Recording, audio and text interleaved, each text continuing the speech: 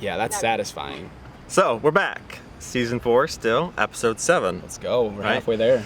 So I'm curious because I know there's complexity and challenges with the solar space, right? And I think every project has a little bit of unique sort of considerations and things that work well or might not work well, shade otherwise, and other sort of kind of Considerations. yeah, rules. Certainly, yeah. So tell me a little bit more about like nuts and bolts of how to install a solar project. Yeah, so typically you're gonna find a contractor and say, hey, like, can you help me do this system? And the cool part is, to your point, like, install is a big piece of it, but even like the design and all the other pieces, we have what are called like integrated solar companies, and they'll basically do it all, soup to nuts, which is really nice.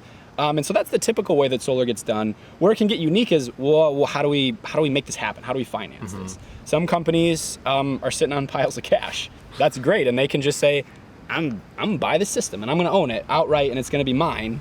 But there's other companies that are saying, well, we want to do this, but we maybe don't have the capital up front, but we still think that this could be valuable. And so people have designed what are called power purchase agreements. We've actually talked about these in the past. You can do them for like a wind turbine farm out in the country. So power purchase agreements aren't exclusive to solar systems, but basically what it is sometimes it's the company that's doing the install, but other times they'll find financiers. They'll pay 100% of the cost. You don't have to put up a single dime to get that solar system put in.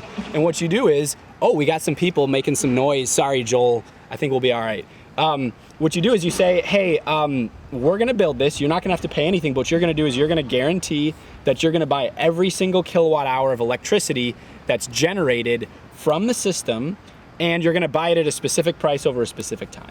Typically, and you can break that up with multiple users, right? You can have multiple people enter into a PPA, right? Yes, sir. Yeah. Yeah. So PPA, yeah, exactly. Like a big production area, you'd have multiple stakeholders in a PPA. They'll buy 10 or 20%.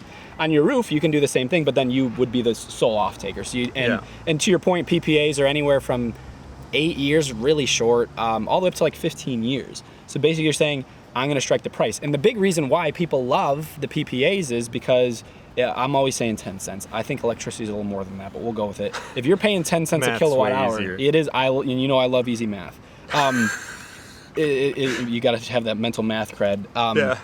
So if you're paying 10 cents a kilowatt hour from the utility, and they say sign this power purchase agreement, and we'll sell you it at 8 for the next 15 years. Well, that's a deal. You're getting cash flow there, and you don't have to put up any capital. Yeah. Obviously, you have to be careful on some of these deals. Certainly, the more complicated things get, again, the more careful you have to be. I'm not trying to say people are out there that are shysty, but there are, and you have to be careful for them. So again, just understanding what you're signing up for and what's going on. But yeah, there's a lot of complexity there and opportunity.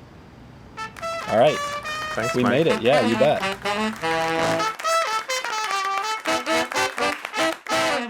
Was it quite loud or not too bad? Taking out the trash. It's loud. At least I made a comment. At least I made a comment on it for you. Yeah. Let's talk about recycling. Let's talk about waste. Let's talk about waste.